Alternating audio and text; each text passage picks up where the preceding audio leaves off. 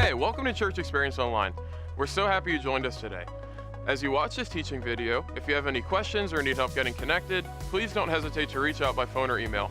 Also, our website is the best place to go if you would like to access helpful growth step resources, join a serving team, connect in a life group, get your questions answered, or support this movement financially by giving online. At the end of the teaching video, you'll hear one of our Church Experience Worship original songs, and we hope that gives you an opportunity to worship and reflect on what you've learned. Thanks again for joining us at Church Experience Online. This is Church Experience. Top of the charts.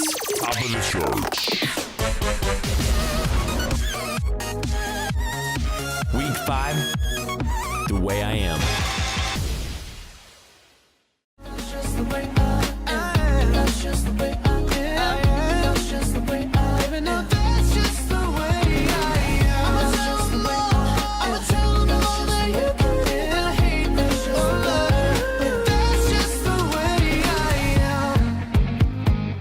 I really like the sound of that song by Charlie Puth. 26-year-old musician, wrote a great song, The Way I Am. You know, earlier this year on May 11, Charlie was interviewed about this record and what it meant for him personally and artistically. And this is what he said.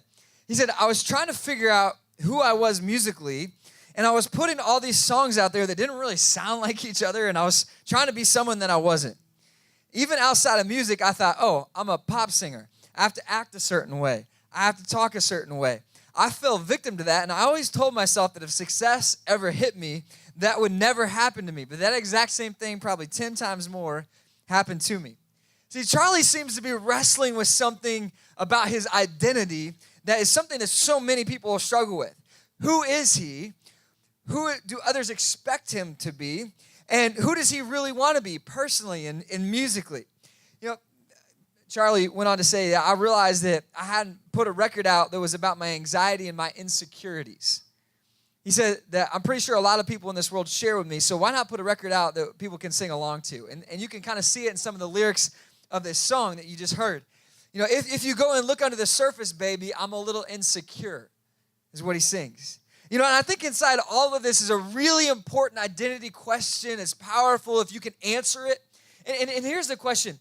How do I find contentment in my identity? In other words, in who I am. How do I find contentment in that when I'm not fully what others think I should be?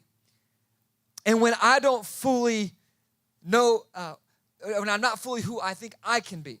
How do I find contentment in that? How do I find peace when others don't really like who I am or when I don't always fully like who I am? How do I find peace in that? Well, God has some powerful and really helpful truth to help us sort through all this. And it's a question that if you can get on top of it, it has huge implications for your life. Well, we're going to look in Philippians for the duration of this message, chapter 1 specifically. This chapter, this letter was written to the church, an early church in the city of Philippi. And interestingly, as Paul writes, inspired by God to this city, this Roman colony, was named after King Philip II. And his son went on to be Alexander the Great. And so it gives you a little context for those of you who are into history. And this city of Philippi had this church, and it was young, it had grown. They had a lot going on, but it was not yet the kind of church that it needed to be. And Paul writes to them in Philippians chapter 1, beginning in verse 4, this way. He says, in all my prayers for all of you, I always pray with joy. And I thought that was kind of cool too, because I think that shows how prayer really should be. Right? I mean, our prayers should not be religious routine where we just go through the motions, we say the same words every single time, and it's just rigid and cold. Our prayers should be filled with joy. And I love that. I can picture him praying with joy, with a smile on his face. He loves it. He loves talking to the Lord. And I think that's how prayer should be for you, and especially when you're praying for others, because you love them and you care about them and you're praying with joy.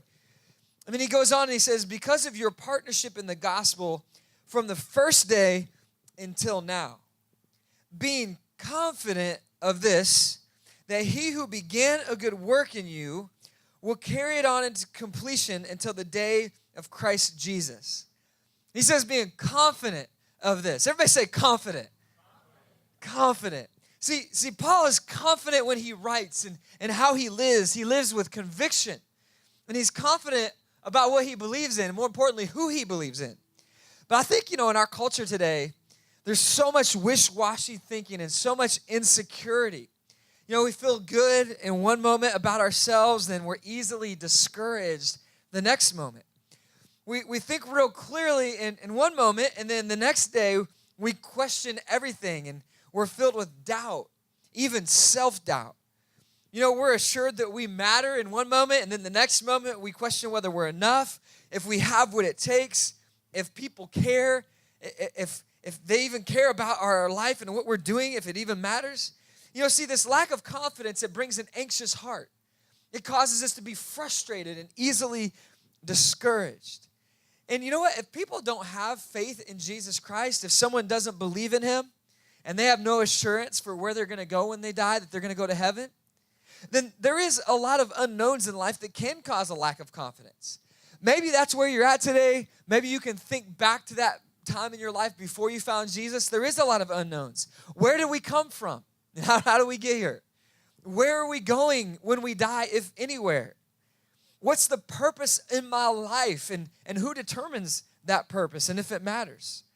And what should be the compass to direct me through life? Like, what is it that I'm aiming for, and where am I going? So that there is a lot of things that induce lack of confidence if you don't believe in Jesus. It makes a lot of sense if you're not a believer to have a lack of confidence. However, for those of you who are with me and you're a believer in Jesus, we're not supposed to live that way. Paul writes here in Philippians in confidence because we're supposed to have confidence. Listen to God's word. Hebrews chapter 6, verse 19. It says, we have this hope as an anchor for the soul, firm and secure. So we're supposed to live with confidence as believers. We live with confidence, a great confidence. And we have this hope as an anchor. What is an anchor? An anchor is firm, it's secure, it's strong in the storm. When the wind and the waves of life beat up against the boat of your life, man, you're strong and secure not because you're so great, but because God is so great, because he's got great strength for you, and that anchor, it holds you. So we need that hope. And that hope gives us confidence. Write this down. It's in your teaching notes. I have confidence because my hope in Jesus anchors my life. It anchors my life. That's what anchors me. Not skill and ability, not knowledge and education, not friendships and connections, not possessions and material wealth, none of that. I'll tell you what anchors me. My foundation is my hope in Jesus. That's what gives me confidence. We have a reason for great confidence as believers, don't we? We have an anchor. This anchor holds us strong. We have confidence. We should live that way. It's easy to live without confidence. It's easy to get discouraged. It's easy to think, man, it's not possible. I can't do it. I'm not enough. You see Charlie wrestling with some of that in the lyrics of this song. I played basketball with some of the church experience guys maybe about 6 weeks ago, and we play often on Tuesday nights, and I got together with them, and someone passed me a ball, and it was flying right at me, and I went out to grab it, and that ball hit me dead on my finger, and I jammed my finger like I had never been. I played basketball almost my whole life now, and I never jammed it like that before. It hurt so bad. I thankfully quickly grabbed my wedding ring and pulled it off because I thought this thing was going to swell up, it's going to get bad, and it did. The guys, they checked it out. Like, it was black and blue. Like they could see it, like, right in that moment. It just started turning black and blue real bad. It hurt. Still, I can still feel it a little bit, and it's been, like, weeks. And over the last, 6 weeks, because of the pain, and the swelling eventually went down, the black and blue started fading out, but I tried to put my wedding ring on a couple weeks later, and trying to get it over that knuckle, it hurt so bad. I was like, no, I got to wait a couple more weeks. So I waited a couple weeks. I went to put it back on. I tried again. This time I really tried to push it on hard, and that hurts. Like, I'm not doing that. So I waited a couple more weeks. It's been like I said, about 6 weeks. And Jennifer and I were talking about, I want to have a wedding ring on. I'm proud of my marriage of 16 years, and she wants her man to have a wedding ring on, right? So it's like, we agree. We got to get this on. But I'm like, babe, there's a problem. It's not going to go. It hurts. And so we started talking about, well, maybe, how about just buy a cheap ring, and I put it on temporarily until I can get my real wedding ring back on my finger. And it's like, that made sense. We're thinking about it, talking about it. She's like, why don't we just try again? I'm like, babe, you got a high pain tolerance. Like, you had 4 babies. I have a low pain tolerance. And she'll tell you, she'll mess with me about that all the time. She's like, you're a sissy, you can't handle. I'm like, it hurts. I'm whining. She's like, I had some babies. I don't know nothing about that. But I'm trying to get this ring on, and it's like, it hurts so bad. And she's like, well, here's what we're going to do. We're going to get your hand really cold. And so we put it under the water, and it's like really cold. And she goes, and we're going to put some of this. She's got like this Vaseline type of Vicks Vapor Rub. She put that all around my finger and on the inside of the ring. She's like, we're going to get that thing on there. She was confident. She's like, this is going to work. I'm like, it's not going to work. It's going to hurt. It was at night. I'm like, I'm not going to be able to sleep. Why don't we do it in the morning? She's like, no, we can do this. And she's confident it's going to work. I'm like, I want the ring on. I just don't want it on that way. Like, let's go get a new ring. It's like, it's going to happen. And so we get it all situated. And it's like, you ready? 1, 2, 3. It's on. It was like this painful and then joyful moment all at the same time. So it made it over my knuckle, but man, it hurt. It hurt so bad, but it's on there. We're good now. It's never coming off. I don't know if the knuckle's ever gonna feel better again after that. But she was certain, like she knew it. She's like, it'll go on. I'm like, it's not gonna go on. I tried. It hurt. She's like, no, it's gonna go on. She was certain. She was certain. You know, confidence is certainty. Like I believe this is gonna happen. And there is so much lack of confidence in how we're living in our faith. We're so wish-washy, and we're up and down. We're easily discouraged and filled with anxiety and doubts. And Paul here is saying to this new, young church, listen, have confidence. Have certainty, not in yourselves. You don't have self-confidence. Have God confidence. Confidence in Jesus that's strong and secure. It's an anchor. We have a hope that is not going to disappoint us. You can hope in something and then it lets you down and you realize it was just a wish. Well, a wish is different than hope. Hope for us in Jesus is confidence and certainty that God will come through for us. That our hope in Jesus and in heaven is going to happen and we believe in him. Confidence that he had the power to rise from the grave. And that same power is at work in us. So we have confidence. Everybody say power. 2 Timothy 1:7 says, for the Spirit God gave us does not make us timid.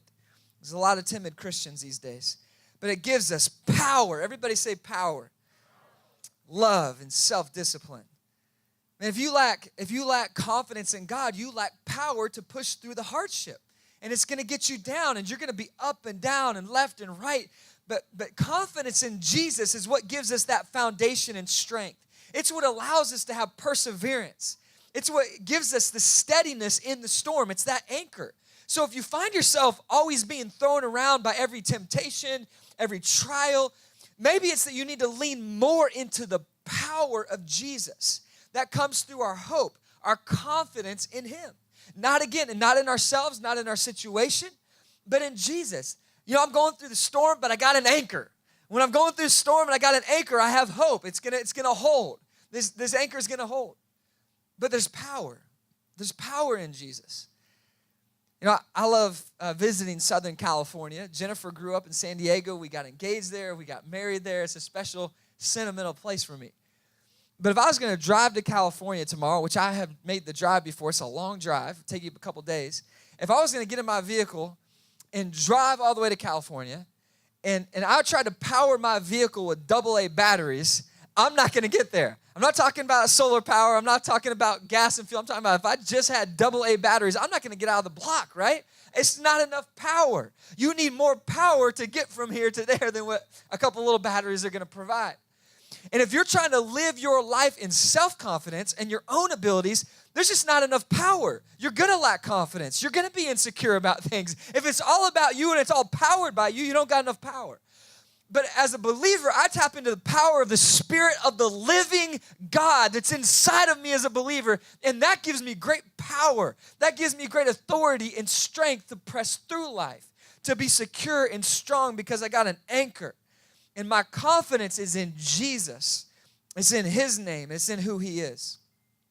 Friends, I want to tell you to take confidence. I want to encourage somebody today to take confidence because I know that the devil loves to beat us up and tear down our confidence. And I'll bet you that there's somebody in this room, if not multiple people, that looked in the mirror this last week and said, I don't know. I just don't know. And just kind of feeling down and lacking confidence, lacking hope. I don't know if this is going anywhere. I don't know if I'm going anywhere. I don't know if I'm enough. And you see that when Charlie Puth is talking about this song. He's like, I wanted to write about my insecurities, and I think a lot of people have them, and he's right. They do, a lot of people. We live with insecurities about who we are and where we're going, and I just see in Paul such great confidence. He says, have confidence. Let's go back to verse 6 again, and it's rich. It says, being confident of this, that he who began, everybody say began a good work in you, will carry it on to completion until the day of Christ Jesus. Everybody say completion. So it tells us that he began a good work. So God's begun something in you, but we know also that it's not complete. It's not completed. So God's begun something in us. He's begun something in this church. He's begun something in your life. He's begun something in your family. He's begun something in your heart. But it's not completed yet. It's not done yet. It's not finished. And we're kind of living in between what's begun and what's going to be, and we're somewhere in the middle. And God's working out his plan in us, and it says that he began. He began. So life's a journey. It starts, it grows, and then there's eventual completion. I was kind of wrestling with this week as I was writing and preparing and praying for you, and I was just kind of thinking how to explain this. And I think, now that we're in the Netflix era, I think it might be helpful to think of our life like a show. I mean, you picture your favorite show. And I don't even think it's I think it's probably like an episode. I think your life is like an episode because our lives are brief. I think it's probably like, we could just call it the Earth episode, all right? And inside the Earth episode of your life, there's all these different scenes, right? And every scene, just like in a show, has a different backdrop. And the backdrop's always changing of your life. The characters are always changing in your life. People are coming and going throughout your life. And this Earth episode that you're in, this life that you're in, think about it maybe like the seasons and the years as the various scenes of your life. Well, there's a problem with it. There's a dilemma. The dilemma that we wrestle with that goes back to this question that we began with that Charlie asked about insecurity. The problem is this, is that how do we find confidence when the people in our lives, they only see us one scene at a time? When we look at our lives, we only see our life with just a few scenes at a time. Like, we know it is, and we can look back. In fact, the people in your life, they might have some history with you now. I love that our church is 3 years and some months old now. I'm looking forward to celebrating 4 years. And coming this next year, I think that'll be great. But it's fun to have history because you start to know some things about people. Right? You get to know them, you know their strengths, their weaknesses, you love them through the different challenges of life, and you kind of spend some time together, and it becomes like family. And I love that we're a church family, right? Because we've been through some stuff. And you got some people in your life, maybe some biological family, maybe some friends, church family. I mean, you got some people that have kind of stuck with you in a little bit, and they've seen more than one scene. Someone walks into your life tomorrow, they only see that little scene. They don't know you, and they don't know your future, of course, so they just see that one little scene. But you have some history of people, they know some things about you. You know, of course, a lot about your life. You've been there through this whole journey, so you've seen a lot of the scenes. But there's only one person who's seen every single scene of your life. Everything that has been, everything that is, and everything that will be, and that's God. And he loves you even though your Earth episode is all messed up sometimes. He still loves you and he's with you in it. And unfortunately, the problem is that some people, when they look at your show, they look at your life, they will say, man, this scene is not good, so I don't think this show is worth watching. And maybe you've had some people back out on you and leave you and quit on you because they look at a scene of your life and they say, well, that's not any good. I don't like what I'm seeing. Maybe you've given up on yourself because you've looked at your life in a certain scene and you said, I don't think it's that good of a show. I don't like what I'm seeing. I don't like this little Earth episode. And you get all discouraged and my situation's bad, so my life is bad and this is not worth watching. But just like in a movie, if you stop watching it 2/3 of the way through or halfway through, if you lack the conclusion of the story, then the whole thing doesn't make sense. There's no perspective. If you don't see the grand finale, if you don't see the end of it, then all the stuff leading up to it doesn't land. And God sees the end for you. He sees what Paul writes about here, completion. God knows that he began a good work in you, but he also knows that he has a completion in mind. There's somewhere he's taking you. In the end, he knows what it's going to be like in eternity and how amazing it's going to be and what he's creating you for. And if you give up now and you quit on your faith now and you back out now, listen, you're going to miss the best part. And people will come in your life and they will judge you. People will think less of you. You will think less of yourself sometimes. But listen, you got to take confidence in the fact that God has begun and he will also finish what he started. So he's at work in your life and his best for you is still yet to come. His best is yet to come. He's still at work. It's a journey. And so part of finding contentment in my identity and when I'm not who I know I could be, when I'm not fully who others want me to be, is knowing that there's more scenes to come. It's a journey, and it's not completed yet. So don't be discouraged. The devil will love to throw that in your face and say, well, you're not who you should be. We'll just look at him back and say, well, in Jesus' name, I'm not who I am going to be yet. Yeah, it's not. I'm not. I agree. I'm not who I should be yet.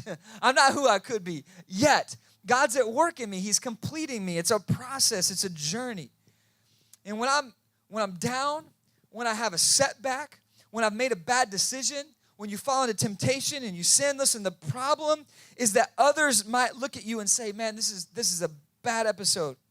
And they will judge you on that one moment of time. If you're not careful, you'll be your own worst critic. And you'll get discouraged.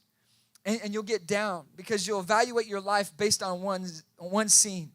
You'll forget about all the things that God's done in your past. If you're not careful, you'll zoom in on the scene of your life, this one bad day, this one bad week, and you'll forget all the ways God is working in your life. You'll zoom in on that little piece of your life, and you'll forget all the things he's going to do in your future.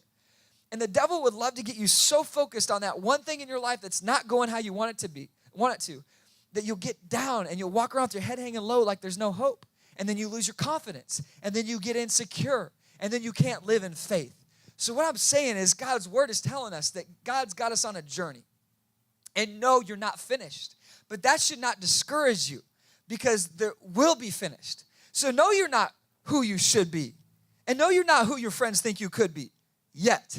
But if you'll stay with Jesus, then you'll get there. And no, you're not who you want to be yet, and you don't fully like who you are yet. But God's working. It's a journey. He's developing you. But don't zoom in on that one poor day. Don't zoom in on that one bad decision and think there's no hope here. Sometimes people will bring a picture to me and say, hey, Brandon, do you like this picture? They'll take a picture of me speaking or something. Can we share this? Do you like this picture? And they'll show me a picture like this one. I'm like, no, I don't like that picture. I mean, look at that face. What am I doing? That's weird. I was like, show me a different picture. I'm like, well, do you like this one? I'm like, seriously? I mean, that's embarrassing. I don't even know what I'm doing. It's kind of a funny face. So give me another one. And they'll show me a picture like this. I'm like, come on, man, take that down. That's bad. That's bad, right? You know, see, a photographer sometimes will catch just a moment, right? A moment, a scene. And your friends are the same way. You're the same way. You'll catch a little scene of your life and be like, that's not good. This is bad. Like, I don't like what I'm seeing. I'm so discouraged. Why? Because I'm so zoomed in. I'm just seeing this little frame of my life. And you're never always at your best. I mean, you have down days. You have bad moments. Because why? You're a work in progress. It's in a journey. And it's horrible when you have a bad moment, but don't judge your whole life based on a scene or a season of your life. This season of life that you're in, don't assess your entire life based on this one season or one decision. Other people will do that. Don't do it to yourself. Take a deep breath. Spend some time with God. Say, God, I need you to reassure me of who I am in you and the hope I have in you. Seek out a friend or an advisor, a pastor, counselor. Talk with someone who can help you zoom out and see the bigger picture. Because there's a lot to be encouraged by in your life. I mean, think about for a moment where you used to be and some of the things that God's done in your past and forgiven and redeemed. I mean, that's some good stuff. Think about the ways that God is at work. I mean, our setup team this morning, we just spent some time and I said, hey, guys, everybody just shout out one thing you're thankful for. And everybody just shout out something they're thankful for. Maybe this week, y'all just go through the week and every day just shout out something new that you're thankful for. God, I'm really thankful for this. And God, I'm thankful for that and that person. And God, what you're doing in my life. And we forget about that because we're so zoomed in on what we don't like and what we're not thankful for. Maybe you just need to have someone help you zoom out, and maybe it's through prayer, just zooming out and seeing the bigger picture of how God's at work. Maybe, honestly, you just need to get some sleep. Sometimes when I have a bad day, I just need to get some sleep and reset for a new frame. Tomorrow's a new day. I'm going to speed up when it gets here. I'm going to go to sleep right now. Listen, here's the lesson. It's in your notes. When discouragement is closing in, and maybe it's closing in on somebody today, but when discouragement's closing in, zoom out to see God's bigger story. I hope you'll remember that this week, that you can zoom out, that you don't have to be hyper-focused in on that one thing that you don't like, or that one trait you don't like, or the one thing you're trying to change, or that one relationship that went wrong. Zoom out and say, you know what? God, I believe you're at work in my life. I have hope, and I have confidence that you're not through with me. You began. Everybody say began. You began a good work in me, and you're going to complete it. Everybody say complete. He's going to complete it, so don't give up. God's working in our lives. Let's go back to Philippians chapter 1 again. So good, this letter to this young church. And this verse, man, I think it speaks to us now around 2,000 years later, and just in the same way with the same power that God had intended. It says, be confident of this, that he who began a good work in you will carry it on to completion until the day of Christ Jesus. And I want to focus on this phrase he says here, that he who began a good work in you. And think about that, like a work. So God's doing a work in me, and it's an interior work primarily. He's primarily doing this work inside of us. Most of your biggest battles in life, aren't they in your mind and your heart? They're inside of you. And it says God's doing a work inside of you. Everybody say work. We don't like to say that word, do we? Because it's not always that fun to go to work hard at something, to be sweating over it. So it's not fun to work. Everybody say work. But that's the exact word that he uses, isn't it? It's a work that God's doing in us. It's not a play. It's a work. It's work. God's working in us. He's developing something in us. I stopped by a life group just this last couple of weeks to visit. Life group I don't normally attend, but I just want to check in on them, say hi. And the host of that life group, and by the way, let me just pause and say this. I think everybody should be in a life group. We have all different kinds of groups, but I think you need people in your life because people make your life richer. They make your life better. I mean, it's just sweet to have some people in your life, and they're not perfect, just like you're not perfect, but man, somehow in the gelling of different lives coming together and the high fives and the hugs and the handshakes and the smiles is like it lifts us. And the iron sharpens the iron. Even though there's a little friction there at times, it makes us better. You know, we need each other. You know, I mean, think about we're talking about your life being an episode. When's the last time you watched a movie that only had one character? I mean, was it really, that just never happens. Castaway happened, though. You remember that, Tom Hanks? Remember Castaway, right? But, I mean, some people say it was hard to watch, though, because it's only pretty much one character, so it's quiet the whole time. But even in that movie, he had a friend. You remember Wilson? Wilson! Yeah, you remember Wilson. Well, Castaway, I mean, some people liked it. Some people thought it was really hard to watch because there's not a lot of talking. But, I mean, it's rare that you have a movie that has, like, one character and that it's good. It's just hard to have a movie with one character, and it's hard to have a life that's well-lived that doesn't have other characters in it. You need friends. You need people that know you, and that's the whole idea of life groups is that you're experiencing life together with other people. You need that. You need Christian community. That's the value of the church. It's the beauty of it. But anyway, I was stopping by this life group, and the hosts of this group, they're getting ready to put their house on the market for sale. They're going to move across town, get a different place, and they were preparing to sell it, and the realtor's like, hey, you ought to fix up these couple things, redo this bathroom, whatever, because that'll make the house more valuable. So if you're going to sell it, it makes sense. Put this money in it. You'll get it back out when you sell it. And they're like, okay, let's do it. So they started renovating their house. And I could tell by the way they explained this to me that they didn't maybe know all that they were getting into, because once they got into it and they realized they still had to live in the house while the house was being worked on. Some of you have done that. You've been there. You know how much of a pain it is to live in a construction zone, because there's junk everywhere and you can't find the thing you're looking for, and it's a mess, and there's dust and dirt, and it's a problem, but progress is being made. So good things are happening, a good result's going to come, but while you're in the middle of the work, everybody say work, it's not always fun.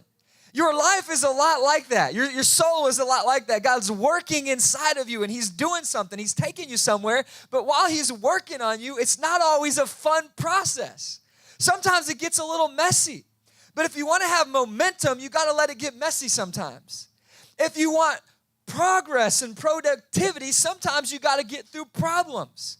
So I'm just saying, whatever God is doing in your life these days, don't let the devil discourage you with it and say, hey, look how messed up things are right now. Look how things are changing on you. Look how they're shifting, and look at all these problems that have surfaced. See, sometimes you got to surface the problem to deal with it. Sometimes there has to be issues to come around to make things better. I mean, you get a splinter, man, that thing will swell up, but then you know what it's doing? It's pushing it out. It's bringing it to a place of healing. And some of you got some swelling going on. You got some problems in your life right now. Things are kind of piling up, and the issues and the anxiety. Listen, if you give it to God and you keep your hope in him, maybe God's using that. Maybe he's working on you.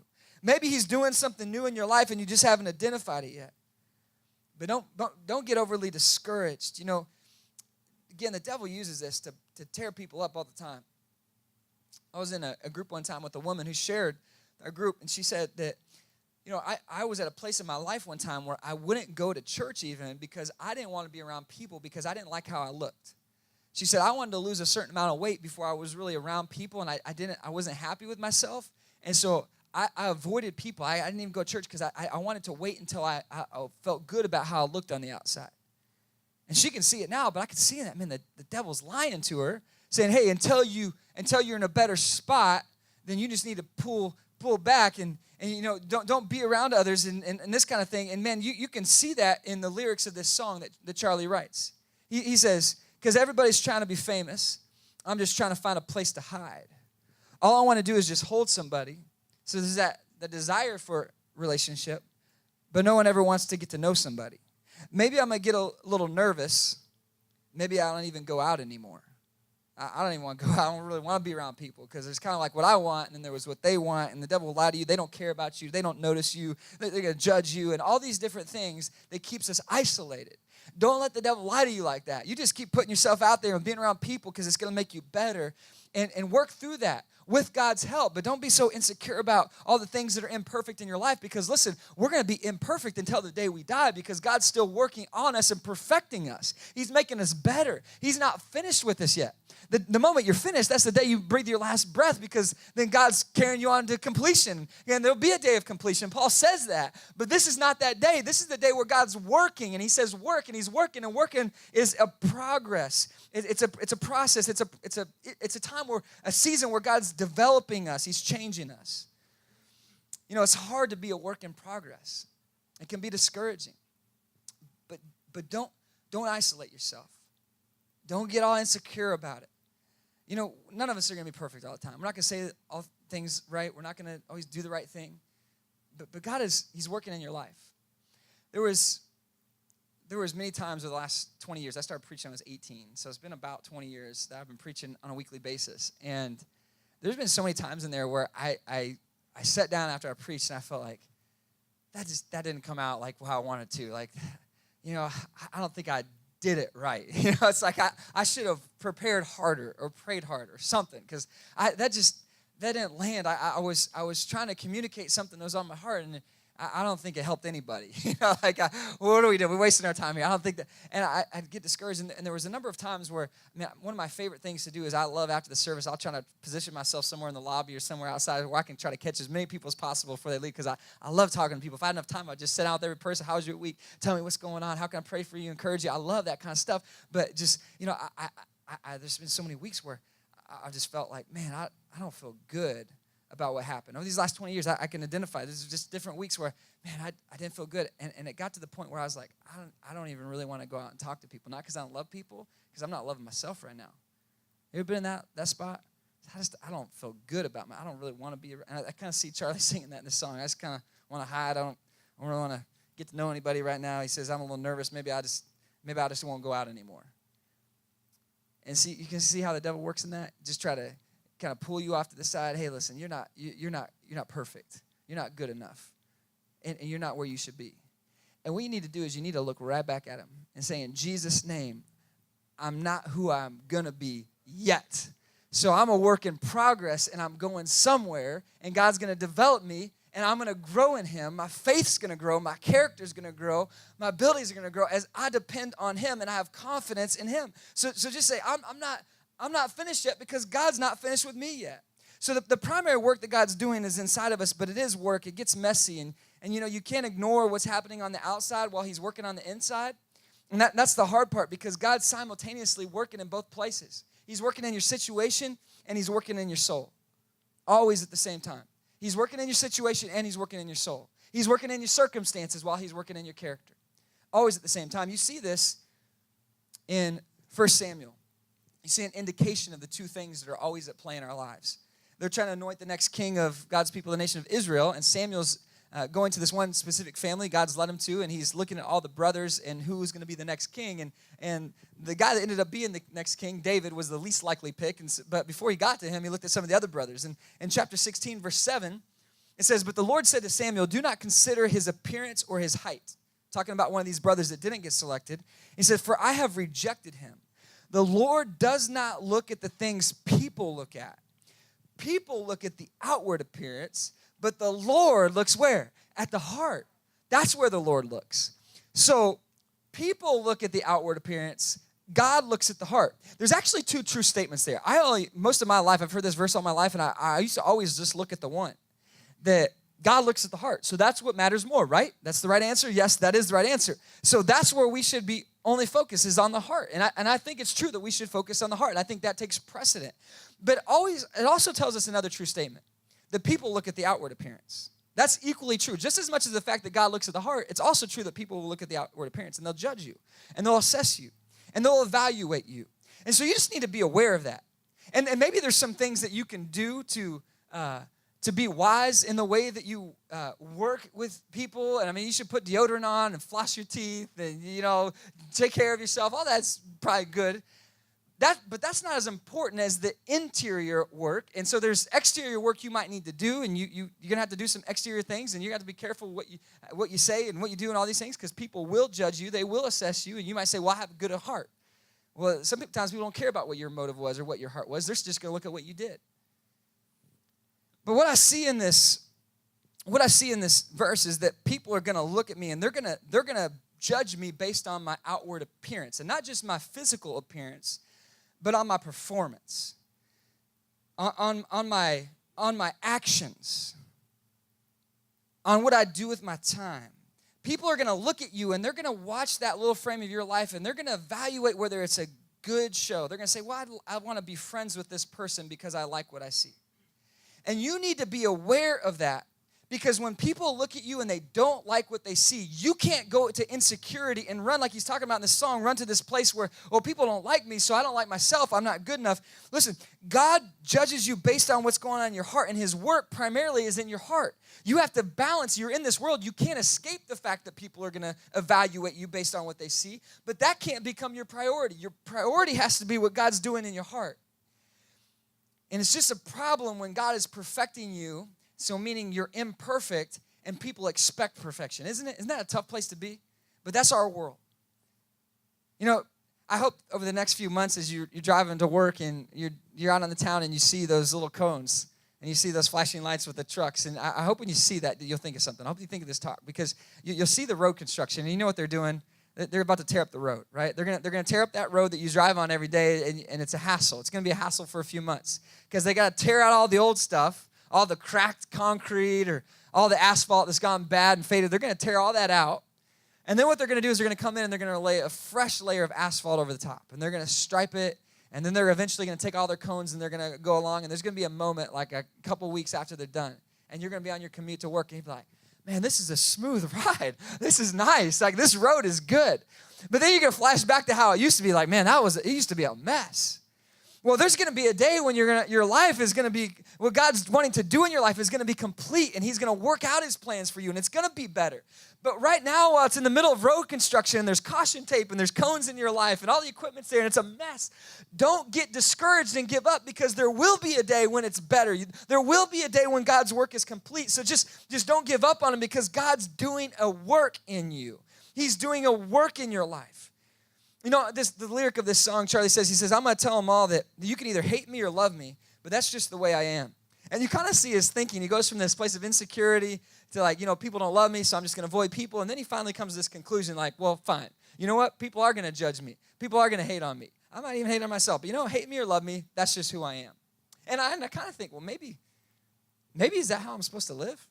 Hey, hate me or love me, this is just who I am. Hate me or love me, this is who I am. Maybe that should be kind of how I live.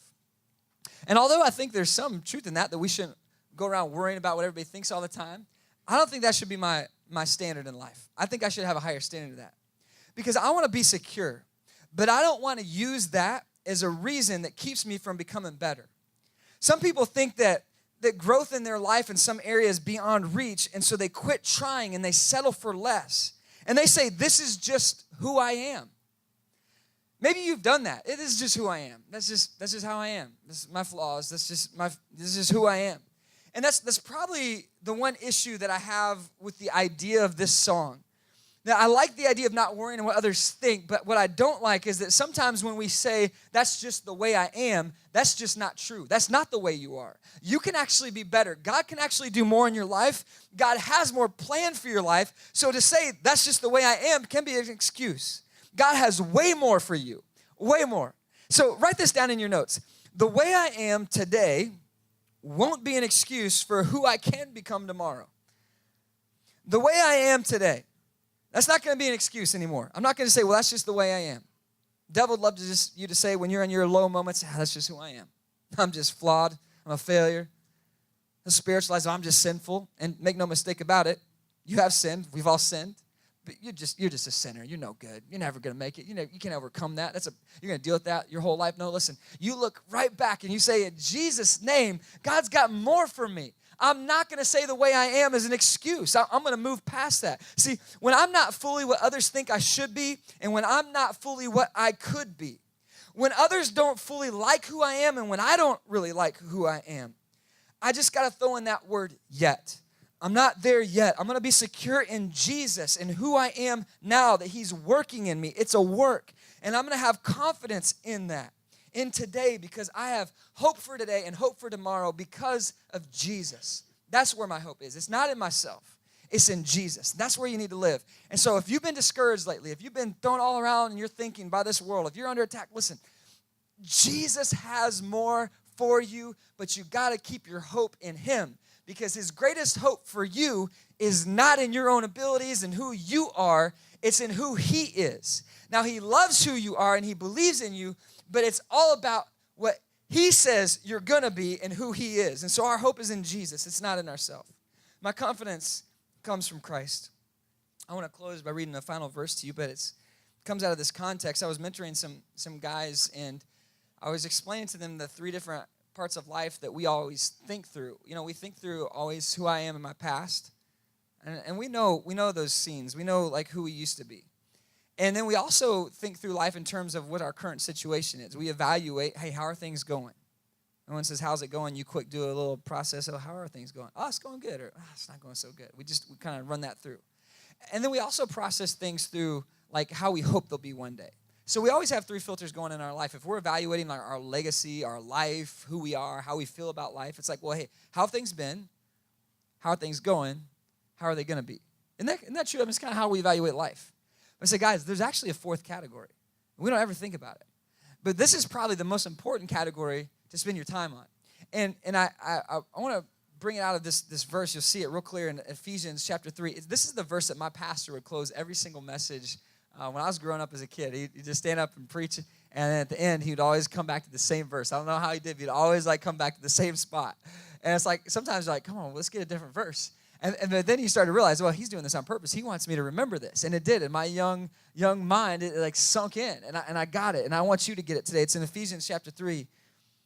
I want to read verse 19 and 20.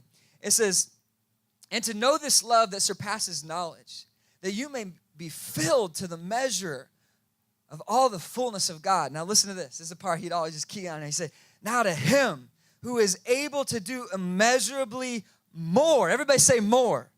Immeasurably more than all we ask or imagine, according to his power that is at work within us. So this fourth area is beyond what we imagine for our own lives. So you have hope for your future. You have plans for your future. But guess what? God's got bigger plans for your future. God's got bigger plans for you. It tells us that no eye has seen, no mind has imagined how amazing God's work's going to be, how amazing heaven's going to be. But that includes you, because if you're a believer in Jesus, you're going to be there. So no eye has seen how good you're going to be.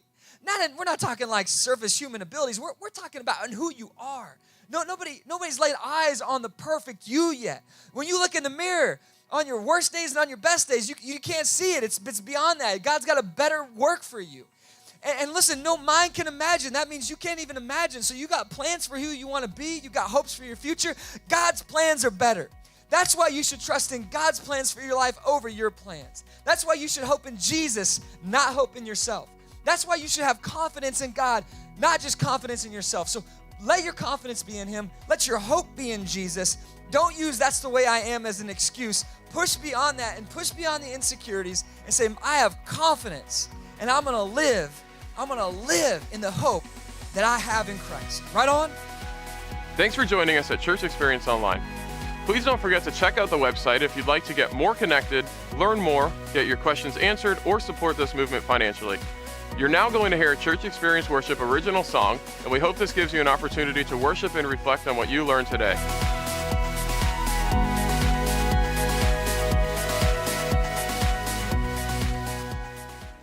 We can move mountains. Your strength surrounds.